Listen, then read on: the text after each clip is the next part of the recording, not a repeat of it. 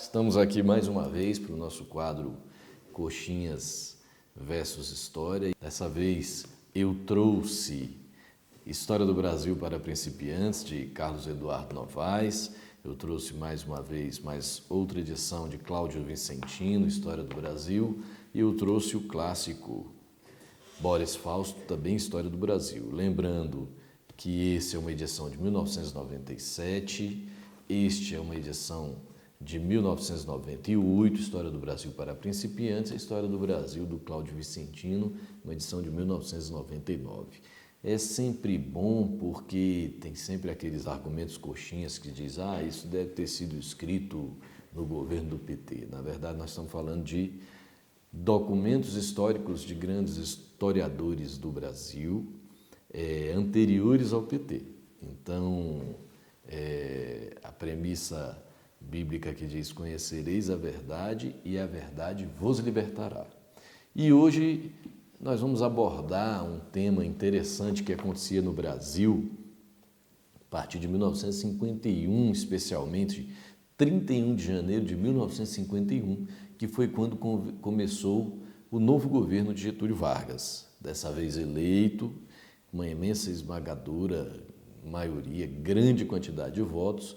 Ele chega legitimado pela vontade popular e assume o poder exatamente quando havia no Brasil um debate promovido entre nacionalistas de um lado e entreguistas do outro. Estou falando da década de 50, não estamos falando do Brasil atual. O que queriam cada um desses pensamentos? Os nacionalistas defendiam o desenvolvimento baseado na industrialização, enfatizando a necessidade de se criar um sistema econômico autônomo, independente do sistema capitalista internacional. Significava dar ao Estado papel importante como regulador da economia e investidor em áreas estratégicas como o petróleo. Os entreguistas defendiam menor intervenção do Estado na economia, não davam muita importância à industrialização e sustentavam que o progresso do país dependia de uma abertura controlada ao capital estrangeiro, especialmente aos Estados Unidos da América.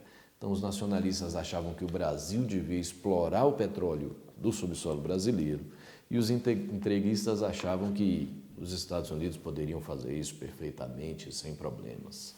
Em função desse debate entre nacionalistas e entreguistas, o governo de Vargas acaba sendo um governo muito turbulento e ele passa a ter uma oposição raivosa comandada por Carlos Lacerda, aquele que era a favor e apoiou o golpe militar de 64, aquele que tinha o sonho de ser presidente da República. Carlos Lacerda tinha um partido político, a UDN, e o pior, Carlos Lacerda tinha um controle da grande mídia. Então a grande mídia batia sem dó e exaustivamente, diariamente no governo.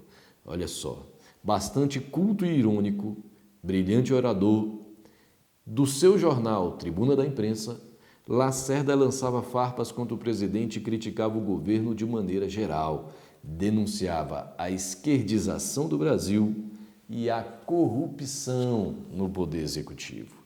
Então, em nome do combate à corrupção e para evitar que o Brasil acabasse nas mãos dos comunistas, é que a imprensa batia todo dia no presidente Vargas e todos os dias acusava o governo de ser um governo corrupto.